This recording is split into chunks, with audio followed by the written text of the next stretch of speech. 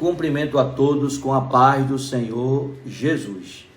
Neste momento vamos dar continuidade, a nosso estudo desse trimestre da lição A Igreja Eleita, redimidos pelo sangue de Cristo e selada com o Espírito Santo da promessa.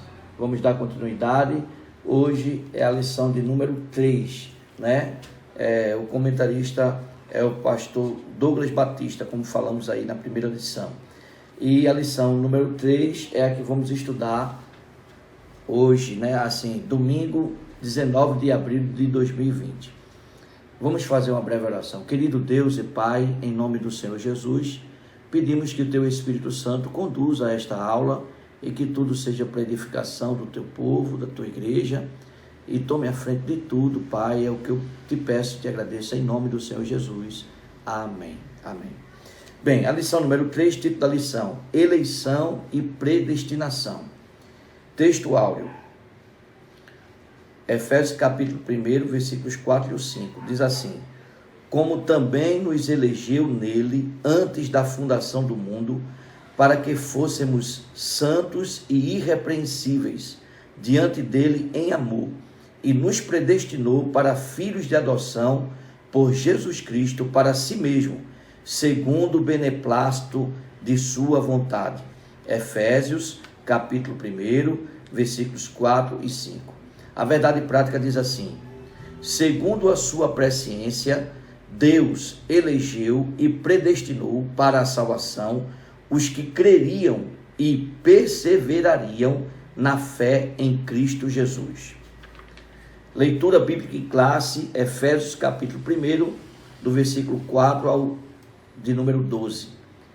Diz assim então, a palavra de Deus: como também nos elegeu nele antes da fundação do mundo, para sermos santos e irrepreensíveis diante dele em amor, e nos predestinou para filhos de adoção por Jesus Cristo para si mesmo, segundo o beneplácito de sua vontade, para louvor e glória da sua graça, pela qual nos fez agradáveis a si no amado, em quem temos a redenção pelo seu sangue, a remissão das ofensas, segundo as riquezas da sua graça, que ele tornou abundante para conosco em toda sabedoria e prudência, descobrindo-nos o mistério da sua vontade, segundo o seu beneplácito, que propusera em si mesmo, de tornar a congregar em Cristo todas as coisas, na dispensação da plenitude dos tempos, tanto as que estão nos céus, como as que estão na terra.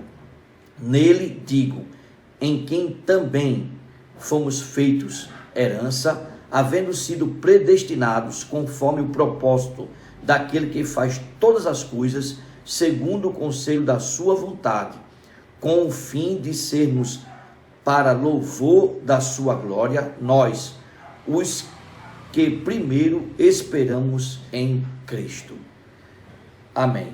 O objetivo geral dessa lição é informar que Deus soube de antemão, por meio de sua presciência, quais pessoas creriam e que em Cristo seriam predestinadas a receber bênçãos espirituais. Os objetivos específicos do primeiro tópico: esclarecer a diferença bíblica entre eleição e predestinação. Do segundo tópico, explicar como ocorreu a eleição divina desde antes da fundação do mundo. Terceiro tópico, constatar que a predestinação bíblica retrata as bênçãos concedidas aos eleitos. Pois bem, meus queridos, o ponto central desta lição é: a eleição é segundo a presciência de Deus. Pois bem, nós vamos iniciar primeiro falando sobre o título da lição, que fala de eleição e predestinação, certo? Eleição, que tem um sentido de escolha. Predestinação é algo que está dentro, através da onisciência de Deus, Deus é onisciente, sabe de todas as coisas, E dentro da onisciência existe a presciência, certo? Ou seja, Deus sabe daquilo que vai acontecer antes que aconteça. Então, dentro da presciência de Deus, ele predestinou, quer dizer, ele determinou antes, né, aqueles que seriam salvos. Pois bem, a introdução diz o seguinte: a eleição e a predestinação são termos importantes na compreensão da doutrina da salvação. Esses vocábulos, ligados entre si, elucidam o plano divino de salvar os pecadores. Nesta lição, abordaremos os conceitos bíblicos e a interpretação pentecostal referente à eleição e à predestinação. Pois bem, o comentarista deixa aqui claro na introdução que que o termo eleição e predestinação estão ligados entre si, não é? E são doutrinas importantes, indispensáveis à doutrina bíblica da salvação. Mas, além disso, ele fala que nesta lição nós vamos abordar os conceitos bíblicos e a interpretação de forma pentecostal, referente à eleição e à predestinação. Pois bem, quando ele ressalta aqui a interpretação pentecostal, é porque existe uma interpretação não pentecostal, né, sobretudo dos tradicionais, de uma forma diferente, de uma diferente visão acerca de eleição e predestinação.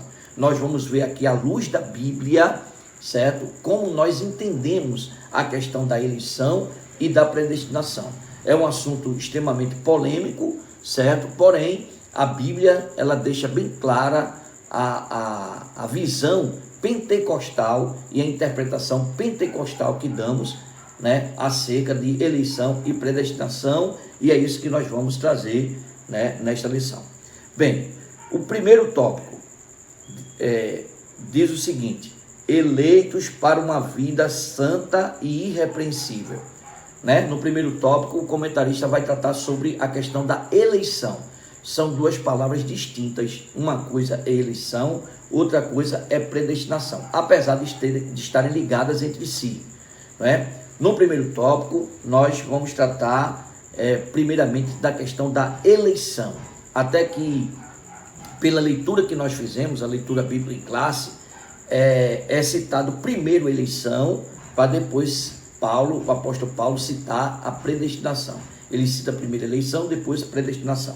Pois bem, o comentarista segue dizendo o seguinte: a dádiva da eleição precede a nossa existência. Antes da fundação do mundo, Deus planejou salvar e capacitar para uma vida de santidade os que ele elegeu de antemão. Né? Então, é uma coisa que antecede a nossa existência, porque o contexto é bem claro de que tanto a eleição, né, e com certeza também a predestinação, é algo que foi estabelecido antes da fundação do mundo, quer dizer, antes da existência do ser humano, certo?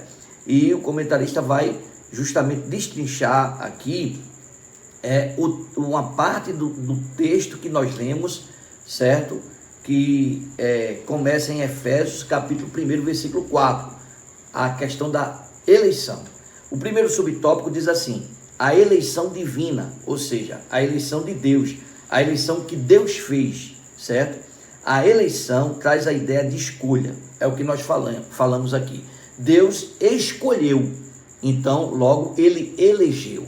Eleição da ideia de escolha. E a escolha é algo pessoal, não é? Deus, ele quis escolher, certo? Isso vem da vontade de Deus. É tanto que o apóstolo Paulo, nesse texto do capítulo 1, ele sempre vai dizer, né, dando glória a ele, conforme o beneplácito da sua vontade, né, conforme a sua vontade, etc. Ele vai exatamente deixar isso bem claro. Então, se a escolha é a vontade de Deus, então Deus escolheu. Eleição fala de escolha, então Deus elegeu conforme a sua vontade, certo?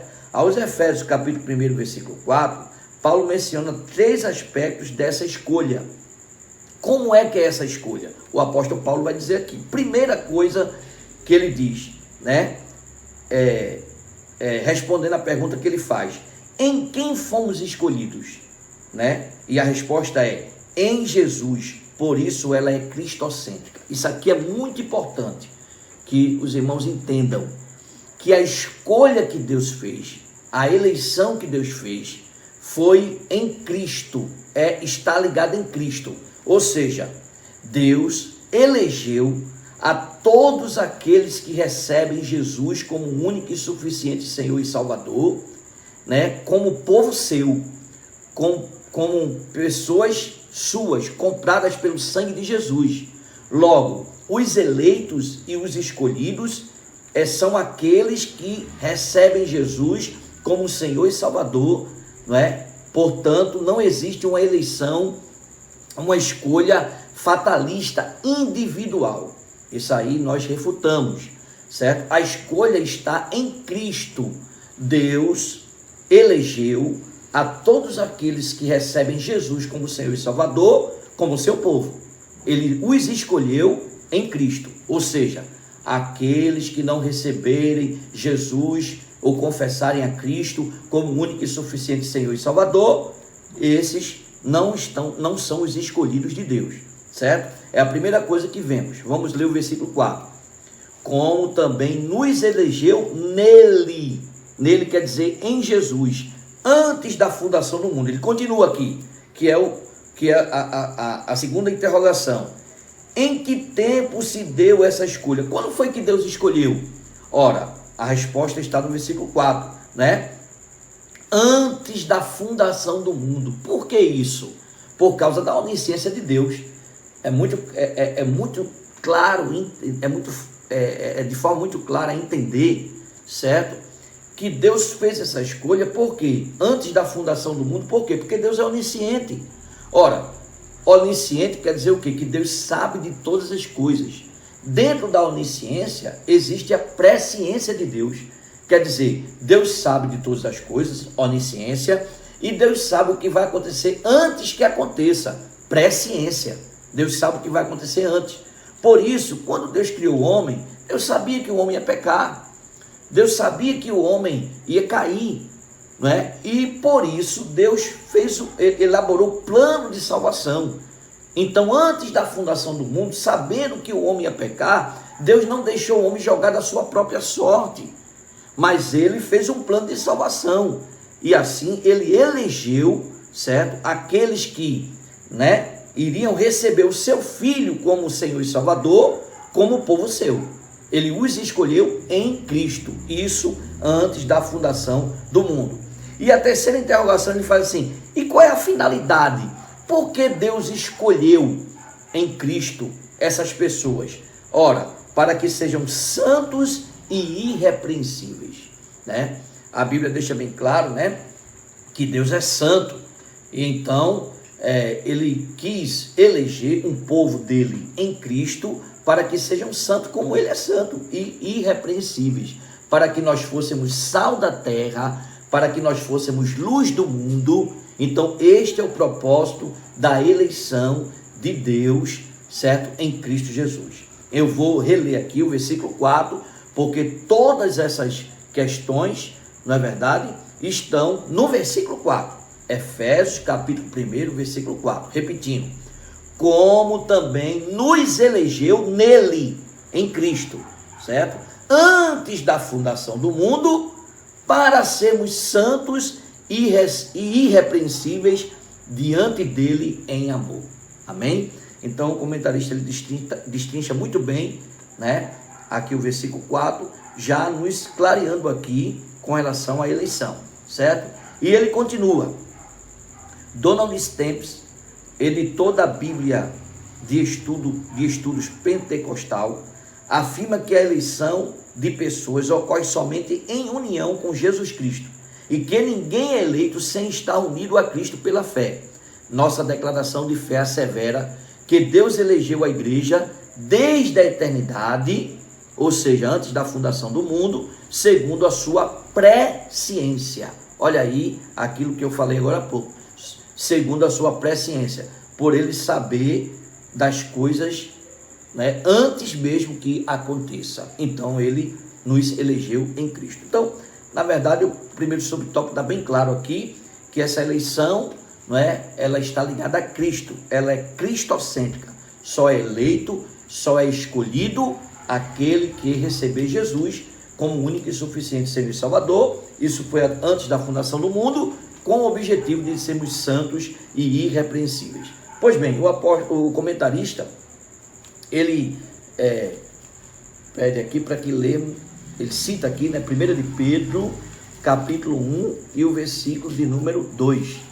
1 de Pedro, capítulo 1, né, e versículo de número 2, que diz assim: eleitos segundo a presciência de Deus Pai, em santificação do Espírito, para a obediência e aspersão do sangue de Jesus Cristo, graça e paz vos sejam multiplicadas. É o início da epístola do apóstolo Pedro, que deixa bem claro aqui, né, que nós fomos eleitos segundo a presciência de Deus Pai.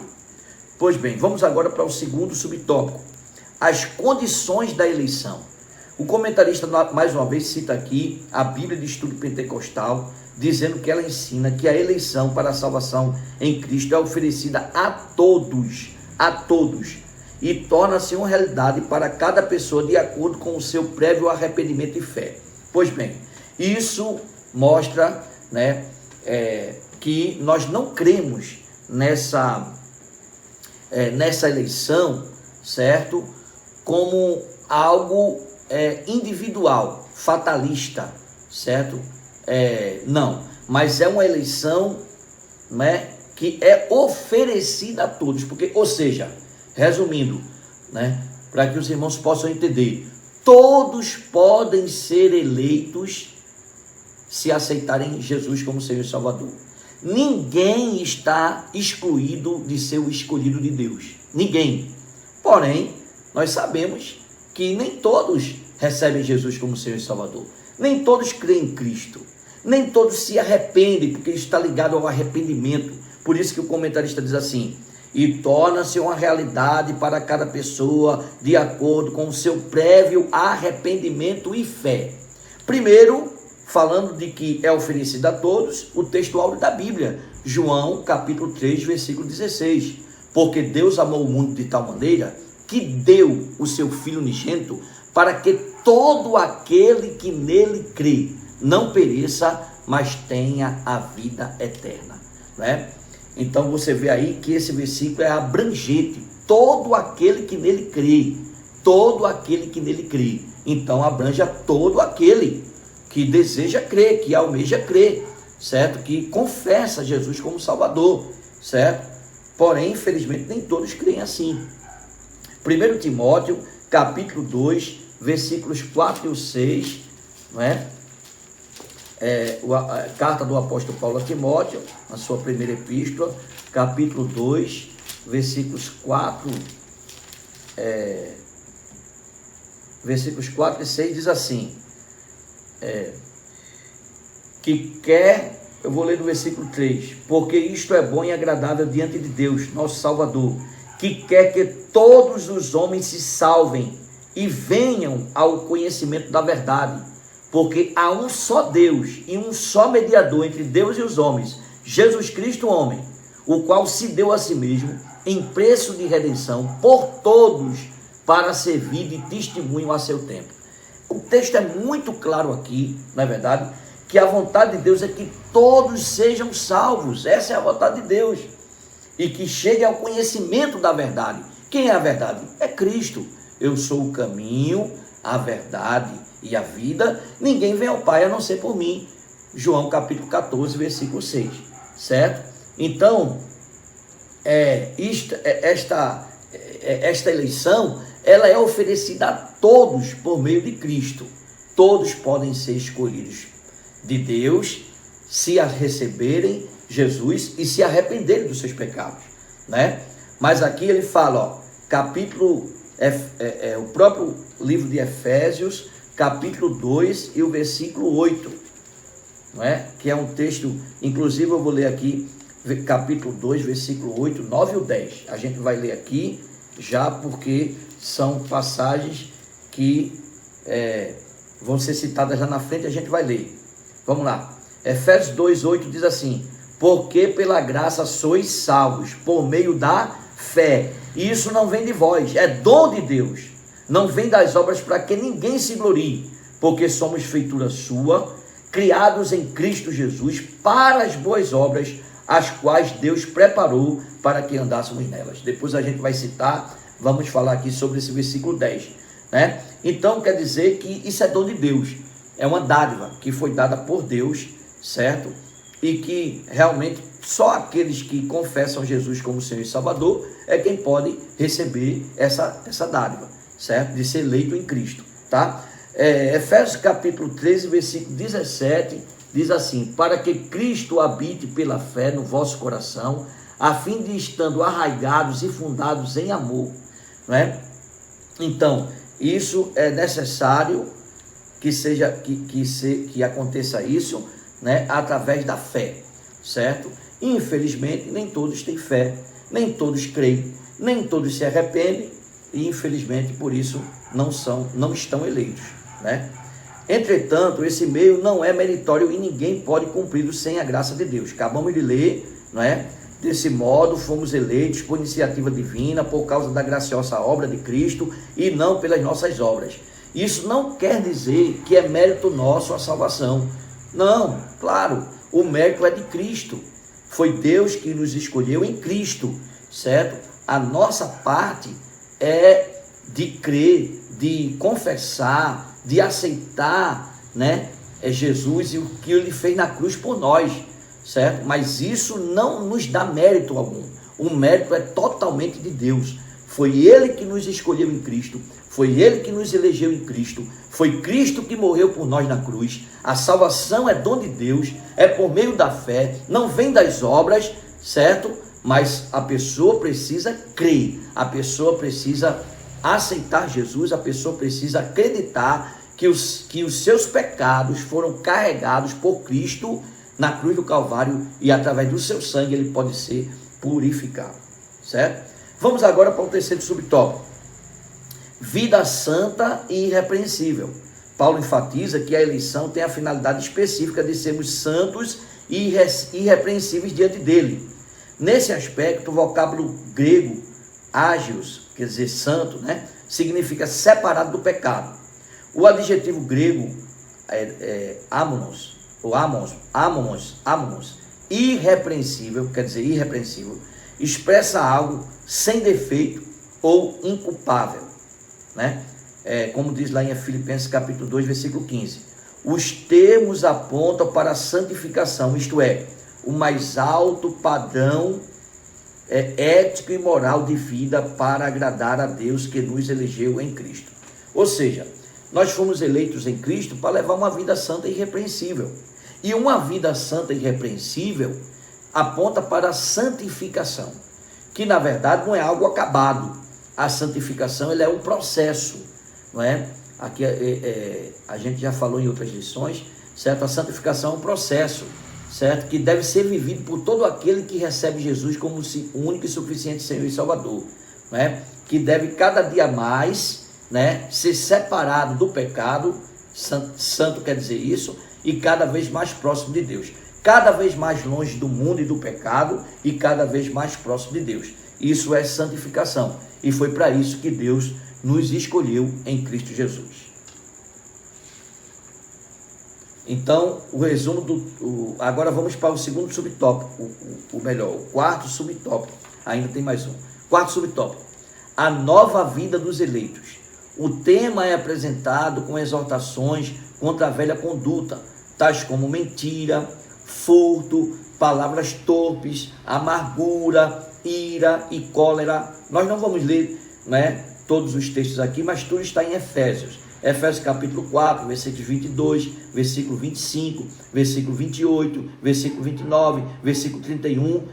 Ou seja, deixar a velha natureza humana, o velho homem, e andar em novidade de vida, certo? Isso é o que isso deve ser o alvo, né, daqueles que têm uma nova vida, porque são eleitos em Cristo Jesus. É uma nova vida, é uma nova criatura, certo? Então deixar a vida que passou, a vida, né, do pecado para trás e isso inclui tudo que falamos aqui, né? O comentarista fala: mentira, furto, palavras torpes, amargura, ira, cólera, né? E ainda severas advertências contra a fornicação, que é um pecado de prostituição, sobretudo o sexo antes do casamento, é chamado de fornicação, então algo que deve ser rejeitado pela pessoa que recebeu Cristo, né? Impureza, né? Avareza, que é amor ao dinheiro, amor aos bens materiais, avareza, o apóstolo Paulo chama também de idolatria, certo? Ele diz em Efésios e Colossenses, na carta aos Efésios e a carta aos Colossenses, Paulo diz que o avarento é idólatra e a avareza é idolatria, certo? E embriaguez, tá? Ele cita aí Efésios capítulo 5, versículos 3, versículo 15, versículo 18. Então a finalidade é apresentar a Deus uma igreja gloriosa, sem mácula, nem ruga, mas santa e irrepreensível. É Efésios capítulo 5, versículo 27, certo? Então, tudo isso tem a ver com o quê? Com santificação, né? Com a vida de renúncia, né? Com a vida de crucificar a carne. Isso não é fácil, não é algo que deve ser um esforço pessoal separado de Cristo de forma alguma, né? Tem que ser ligado, está ligado em Cristo e tem que ser guiado pelo Espírito Santo, porque só o Espírito Santo de Deus, e o Espírito Santo de Deus só vai operar se estivermos em comunhão com Cristo. Só o Espírito Santo de Deus é que nos capacita a termos uma vida santa e irrepreensível. E é o que o comentarista vai falar agora. Não obstante, somente o Espírito Santo capacita o crente para esse novo estilo de vida, que são o fruto do Espírito, né? Tá no singular, mas aparecem várias qualidades que é no plural, porque o principal fruto é o amor, né? Gálatas 5, 22 ao 25, né?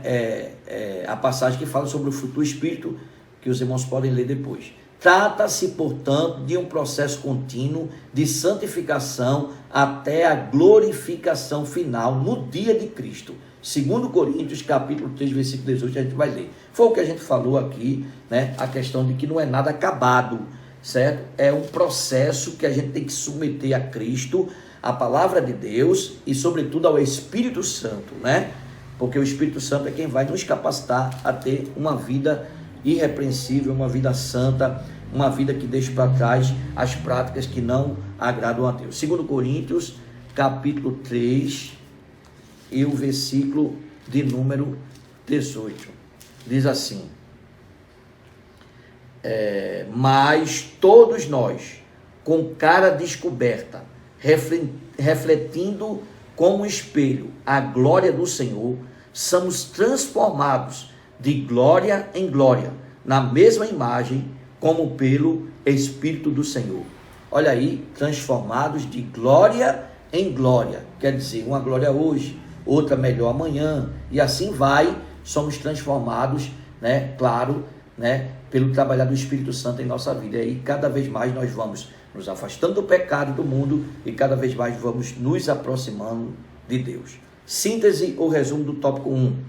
A eleição ocorre por iniciativa do próprio Deus, por causa da obra de Cristo, sem mérito humano. Isso é muito importante, sem mérito humano. Vamos agora para o tópico 2. Predestinados para filhos de adoção. A palavra predestinar mostra que o destino dos eleitos foi feito na eternidade. A mesma questão da eleição, né, que foi antes da fundação do mundo, eternidade. Também a predestinação, certo?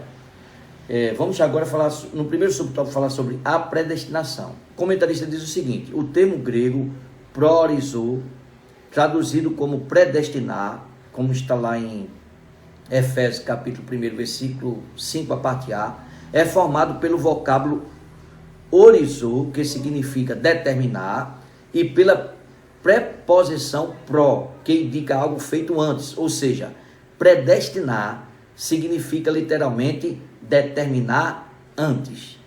Então, predestinar significa determinar antes. A própria nomenclatura, o próprio vocábulo, né? Aí, como a gente leu, está explicando, certo?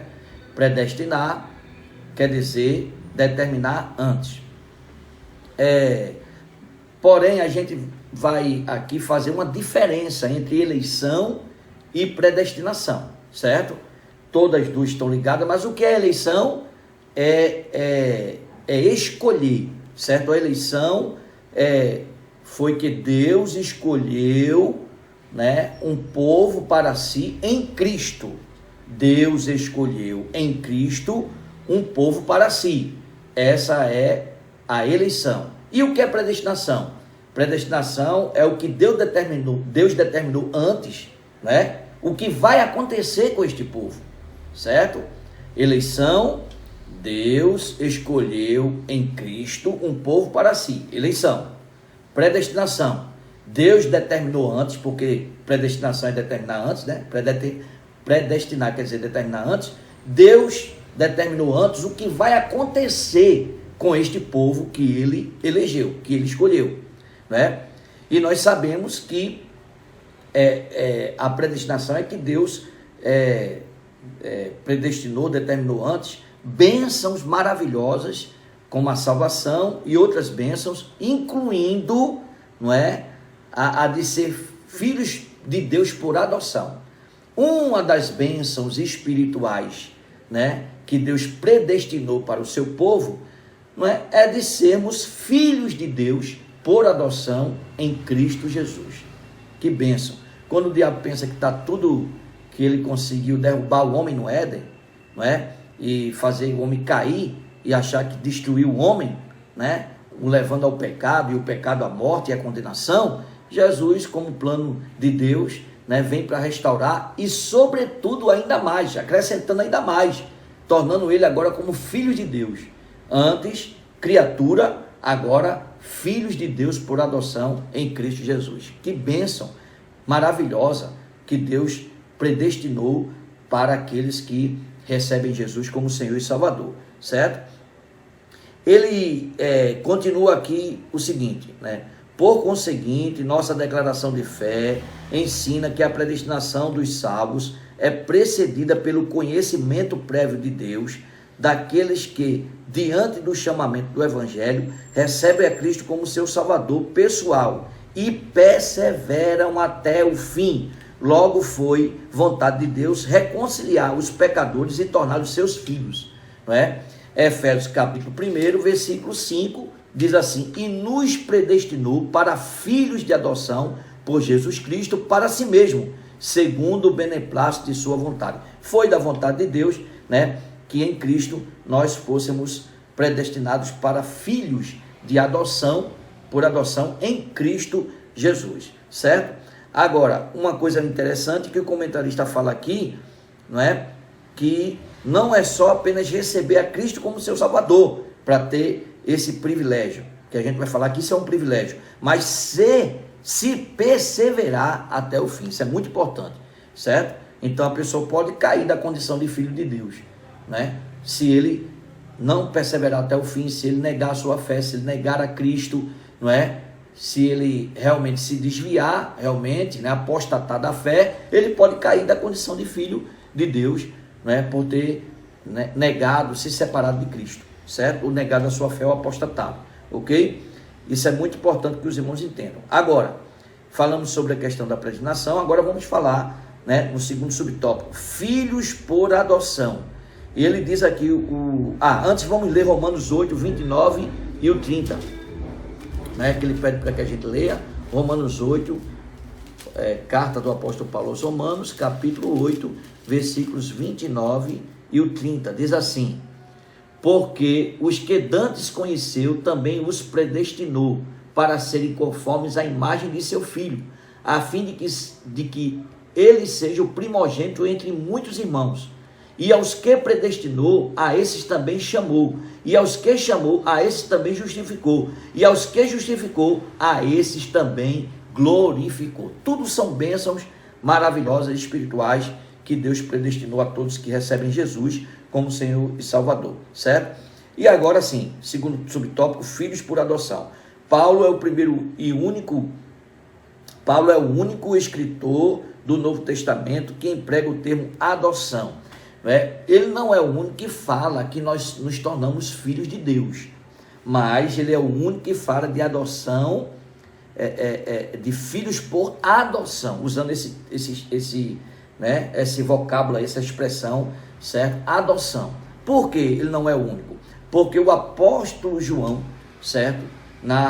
No evangelho que leva o seu nome, não é? No capítulo 1, ele fala que todos aqueles que recebem a Cristo, né, são chamados, Deus deu o poder de serem feitos filhos de Deus, certo? Então ele fala sobre essa questão, porém ele não usa a expressão adoção, ele não usa isso. Então, João capítulo 1, versículo 11, os irmãos conhecem. Veio para os que era seu e os seus não o receberam. Versículo 12. Mas a todos quantos o receberam, deu-lhes o poder de serem feitos filhos de Deus, aos que creem no seu nome, né? Então você vê que João também fala que aqueles que creem em Jesus, né, Deus deu o poder de eles serem chamados também, de serem também o que? Filhos, serem feitos filhos de Deus, certo? Agora, o apóstolo Paulo vai usar essa expressão, filho, né, de Deus por adoção em Cristo. Adoção, ele vai usar essa expressão, não é? Não só na carta aos Efésios, certo? Como também em outras epístolas, né? Romanos, capítulo 8, versículos 15 e 23, Gálatas, capítulo 4, versículo 5, Romanos, capítulo 9, versículo 4. Vamos ler aqui, pelo menos um versículo, por causa do tempo não dá para ler tudo, mas a carta do apóstolo Paulo aos Romanos, não é? Capítulo 9 e o versículo 4, diz assim, ou melhor, vamos ler Romanos capítulo 8, versículo 15, que diz assim, porque não recebestes o espírito de escravidão, para outra vez estardes em temor, mas recebestes o espírito de adoção de filhos, pelo qual clamamos Abba Pai.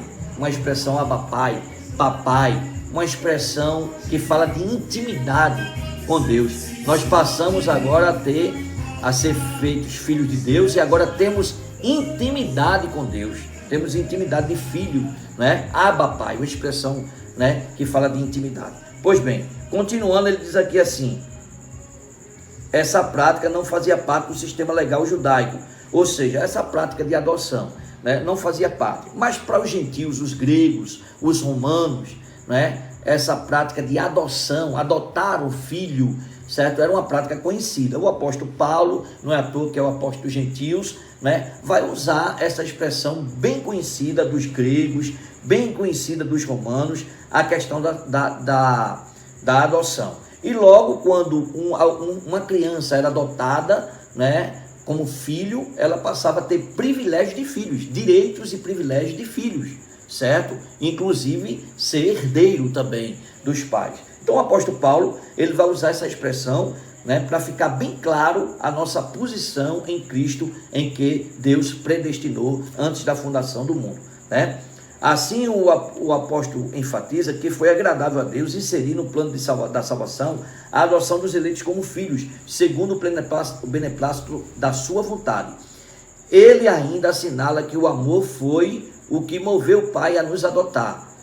Se noutro tempo éramos estranhos e inimigos de Deus, agora estamos reconciliados com Ele em Cristo e somos seus filhos.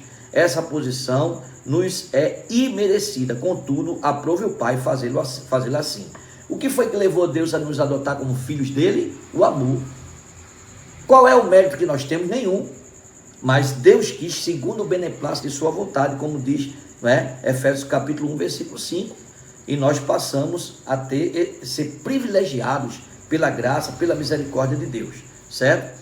Agora o terceiro subtópico, os privilégios da adoção, certo? Ele diz assim, Deus criou o ser humano para estar em comunhão com ele, mas o pecado rompeu com essa dádiva, os irmãos sabem, Gênesis 1, 26, Gênesis capítulo 3, versículos 23 e 24, né? Os irmãos sabem da queda no Éden. Entretanto, em Cristo, o Pai reconciliou-se com os homens, adotando os escolhidos.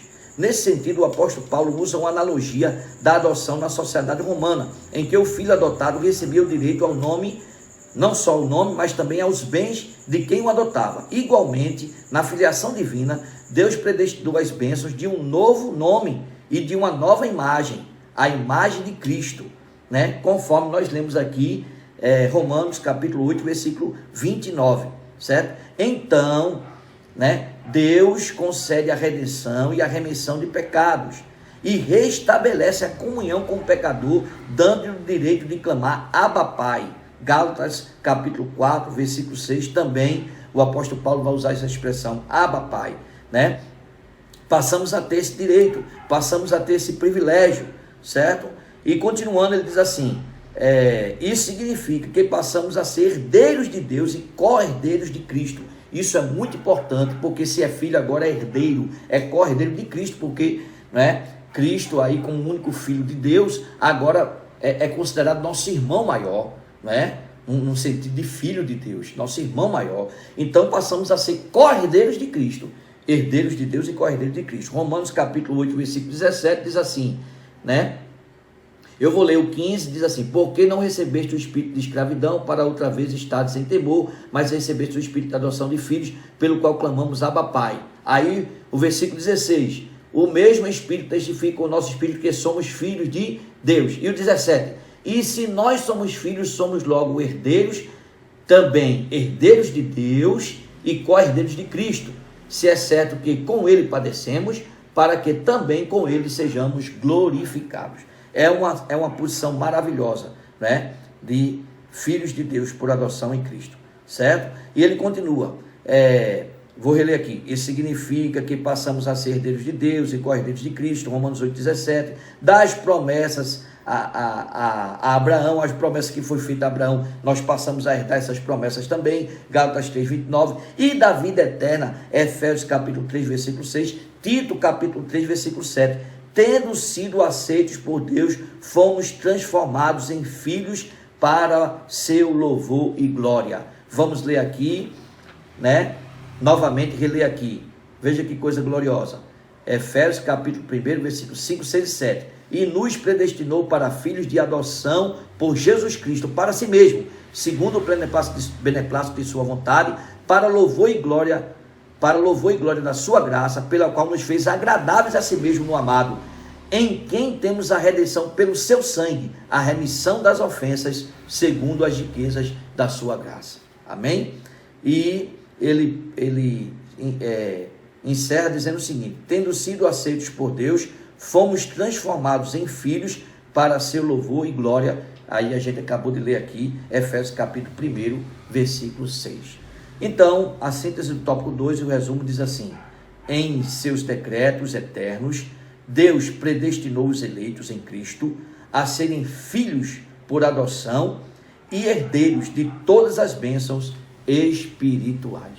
Terceiro tópico, a sublimidade do propósito divino na predestinação. O comentarista diz, a excelência da predestinação está na provisão de bênçãos espirituais aos eleitos pela vontade divina em Cristo e por seu incalculável amor. Preste bem atenção nessa palavra, tá? Nessa última parte aí. E por seu incalculável amor, porque a gente vai falar isso sobre o amor de Deus. Vamos falar muito sobre isso, tá? Então, vamos para o primeiro subtópico, a predestinação e salvação. Veja só, irmãos. A primeira coisa, o comentarista traz aqui, que Deus não predestinou alguns incondicionalmente à condenação. Nós não cremos, nem interpretamos as Sagradas Escrituras dessa forma, de que Deus predestinou fatalistamente, incondicionalmente, uns para a salvação e outros para a condenação. Primeiro, nós vemos aqui, ele cita Atos 17 e 30, Atos capítulo 17 e 30, mas Deus, não tendo em conta os tempos da ignorância, anuncia agora a todos os homens, em todo lugar, que se arrependam. Quer dizer, é da vontade de Deus que todos sejam salvos. Cristo foi enviado por Deus para que todo aquele que nele crê não pereça, mas tenha vida eterna. Então, primeira coisa que nós devemos ver, antes de nós adiantarmos aqui, certo? A questão do amor de Deus. O amor é um dos atributos de Deus, certo? Como também a justiça, a soberania e etc. né? O que é que alguns entendem? Que Deus predestinou uns para a condenação. Você vai ver, a Bíblia não fala nisso, né? Que Deus predestinou alguns para a salvação, para a perdição, para a condenação. A Bíblia não fala nisso, certo? A Bíblia fala assim, que Deus predestinou para a salvação aqueles que estiverem em Cristo, certo? Então, nós não entendemos dessa forma. Nós entendemos sim, que é a vontade de Deus que todos sejam salvos. Por quê? Falando do amor que eu citei agora há pouco, certo? Um dos atributos de Deus, amor. João diz lá na sua epístola, Deus é amor. Vamos resumir Deus em uma palavra, amor. Ora, se Deus é amor, então como é que ele predestinaria alguns para o inferno sem nenhuma chance de salvação? Como é que ele predestinaria só alguns para o céu, para a salvação, e outros para a perdição sem oportunidade de salvação? Né? Aí alguém diz assim, mas Deus é amor, mas ele é justiça. Pois bem, onde está a justiça de Deus aí? Ah, mas Deus é amor, é justiça, mas Deus é soberano, ele faz como ele quer. Pois bem, meus irmãos, um atributo de Deus não anula o outro, não é?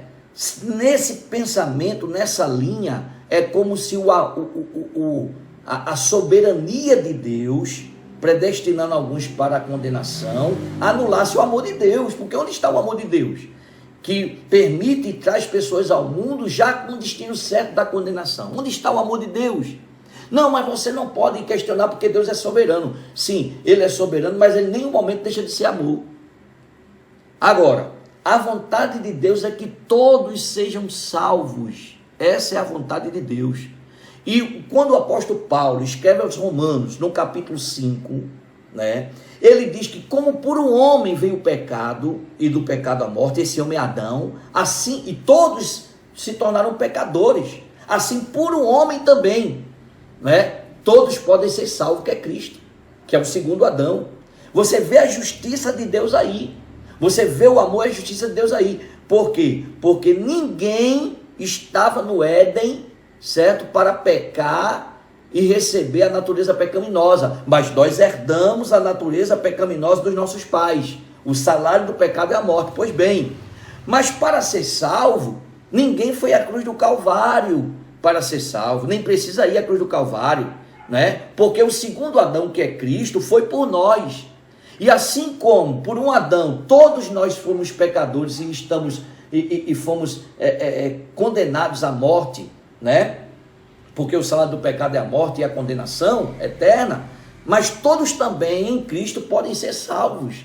A questão é que nem todos vão ser salvos porque não vão se arrepender, não vão crer, porque isso é um elemento indispensável à salvação, a fé e o arrependimento, né?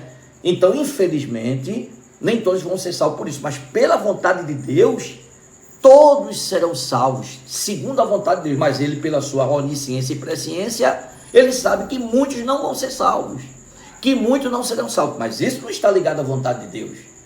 A outra questão, certo? Aqui a gente leu, né? Atos 17:30, Deus quer que todos cheguem ao conhecimento da verdade, né? Deus quer que todos se arrependam. Atos 30 fala isso, quer que todos se arrependam. Outro texto que a gente leu no primeiro tópico, Deus quer que todos cheguem ao conhecimento da verdade, que nenhum se perca, não é verdade? E aí nós podemos citar vários textos sobre isso, mas o tempo não é verdade, não nos permite. Porém, o comentarista diz o seguinte, que nas 6 vezes que a palavra aparece no Novo Testamento, ou seja, a palavra predestinação aparece no Novo Testamento 6 vezes. Atos 4:28, Romanos 8:29 e 30, 1 Coríntios capítulo 2, versículo 7, Efésios capítulo 1, versículos 5 e 11. Nenhuma delas fala de predestinação de condenados. Nenhuma delas diz que alguns foram predestinados para a condenação. Isso é uma primeira observação. A segunda observação, todas as vezes que a palavra predestinação aparece no Novo Testamento, ela fala no coletivo. Ela fala no coletivo, ela não fala no individual, ela não fala numa predestinação fatalista, incondicional, ela não fala nisso, mas ela fala de uma predestinação coletiva, ou seja, todos em Cristo estão predestinados à salvação. Todos em Cristo estão predestinados à salvação. Isso aí é que você precisa entender, né? Que a Bíblia ela deixa bem claro isso, certo? A questão do amor de Deus, né? A questão da justiça de Deus, a questão da soberania de Deus, tudo equilibrado, nenhum atributo de Deus anula o outro. Então Deus é amor, certo? Mas ele também é justiça, por isso só você sabe quem recebeu o seu filho como Senhor e Salvador e crê. Mas todos têm a oportunidade de ser salvos, certo? Isso é muito importante. O comentarista continua: portanto, não houve dupla predestinação em que Deus decretou e escolheu uns vão para o céu e outros para o inferno. Não houve isso, né? E a declaração de fé da Assembleia de Deus diz o seguinte, que a predestinação bíblica diz respeito apenas à salvação, sendo condicionada ao arrependimento e à fé em Cristo Jesus, segundo a presciência divina. Efésios capítulo 1, versículos 4 e 5, que nós já lemos, e 1 de Pedro, capítulo 1, versículo 2, que nós já lemos, certo? Então, quer dizer, a pessoa só passa a ser predestinada se ela crê em Cristo e se arrepender dos seus pecados. Então, os predestinados para a salvação são aqueles que receberem Jesus como único e suficiente Senhor e Salvador. E todos podem ser predestinados à salvação, não é? Se crerem e se arrependerem. Não é? Então não existe essa predestinação fatalista. Segundo subtópico, predestinação e o amor. Novamente o comentarista toca na tecla do amor, não é? Porque é muito importante isso, saber que o Deus que nós servimos é um Deus de amor. É um Deus de misericórdia. Olha só o texto que eu vou ler aqui, não está na revista, né? O texto que eu vou ler lá no livro de Ezequiel, olha só, onde você vê o amor e a justiça de Deus aqui, juntos. Olha só, Ezequiel capítulo 18, versículo 21, acompanhe, diz assim: mas se o ímpio se converter de todos os seus pecados que cometeu e guardar todos os meus estatutos e fizer juízo e justiça, certamente viverá, não morrerá. De todas as suas transgressões que cometeu, não haverá lembrança contra ele, pela sua justiça que praticou, viverá. Agora olha só a pergunta de Deus, versículo 23, desejaria eu de qualquer maneira a morte do ímpio? Diz o Senhor Jeová, não desejo, antes que se converta dos seus caminhos e viva. Mas desviando-se o justo da sua justiça e cometendo a iniquidade e fazendo conforme todas as abominações que faz o ímpio, porventura viverá? De todas as suas justiças que tiver feito, não se fará memória. Na sua transgressão com que transgrediu e no seu pecado com que pecou, neles morrerá. Meu irmão, está claro aqui, certo? Esse princípio aqui, certo? Da misericórdia, do amor de Deus para o pecador que se arrepende, que Deus não quer que ele morra, mas que ele se converta e viva, certo? Como também daquele que já é salvo em Cristo, certo? E que porventura se desviou, não perseverou até o fim, que é outra coisa que vamos falar agora, predestinação e o amor. Esse negócio de uma vez salvo, salvo para sempre, não. A salvação ela pode ser negligenciada e a pessoa pode perder, ou temporariamente ou eternamente. Então veja o que o comentarista diz: antes de Deus criar qualquer coisa, o seu plano de redimir a humanidade e de definir o destino dos crentes estava estabelecido, né? Antes de criar qualquer coisa. Efésios 1, 4, 5 a gente já viu, antes da fundação do mundo. Agora, por conseguinte, a Bíblia mostra que a redenção divina não foi uma medida de emergência. Ou seja, ninguém pega Deus de surpresa. Ao contrário, era o plano imutável do amor de Deus desde sempre. Plano imutável, Deus nunca mudou o seu plano. E desde sempre, desde a eternidade. Deus já sabia de tudo, do fracasso do homem, do pecado. Então ele predestinou, ele elegeu e predestinou antes da salvação do mundo um povo seu, em Cristo Jesus. Olha lá. Aqui consiste a sublimidade dos propósitos eternos em prover a salvação. Qual é a sublimidade, né, dos propósitos eternos em prover a salvação? Qual é? O amor de Deus. Novamente João 3,16. Porque Deus amou o mundo de tal maneira que deu seu Filho unigênito para que todo aquele que nele crê não pereça, mas tenha a vida eterna. Ele manda ler 1 de João, capítulo 4, versículos 10 e 19. 1 de João, capítulo 4, versículos 10 e 19, diz assim, versículos 10 e 19, nisto está o amor, não em que nós tenhamos amado a Deus, mas em que Ele nos amou e enviou seu Filho para a propiciação pelos nossos pecados. Continuando, ele diz assim, versículo 19, né? Nós o amamos porque Ele nos amou primeiro. Isso estava já, né? Desde a eternidade, já tudo estabelecido. Ele nos amou primeiro, por isso que Ele nos elegeu, por isso que Ele nos predestinou em Cristo. Certo? Ele continua, o comentarista ainda, foi por amor que Ele nos elegeu e nos predestinou em Cristo. Né? A gente leu Romanos 8, 29, Efésios 1, 4 e 5, nós já lemos, certo? Isso implica dizer que a salvação, como favor imerecido, provém do amor de Deus. Pela graça nós somos salvos. Graça, favor imerecido. Nós não merecíamos, mas foi a graça de Deus em Cristo, certo? Então o mérito não é nosso, é dele, certo? Não obstante, os que se achegam a Cristo não são coagidos, mas atraídos a Ele, certo? Então nós somos atraídos a Cristo. João capítulo 12 e o versículo 32, aqui João no caso é Evangelho, 12 versículo 32, diz o seguinte, e eu quando for levantado da terra, todos atrairei a mim, não é? Amém? Então você vê, nós podemos aqui ver claramente, irmãos, que o amor na eleição, o amor na predestinação, foi esse atributo de Deus, o amor, que permeou tudo isso. Ele nos amou primeiro, Ele amou o mundo de tal maneira que deu seu Filho unigênito para que todo aquele que nele crê não pereça, mas tenha vida eterna. É o texto áureo da Bíblia, certo? Então está baseado no amor de Deus. Por isso, certo, é que, não jamais, porque Deus é amor, Ele iria predestinar alguns para a perdição. Jamais Deus tiraria, pelo amor que Ele é amor, né, tiraria a oportunidade de alguns para ser salvo.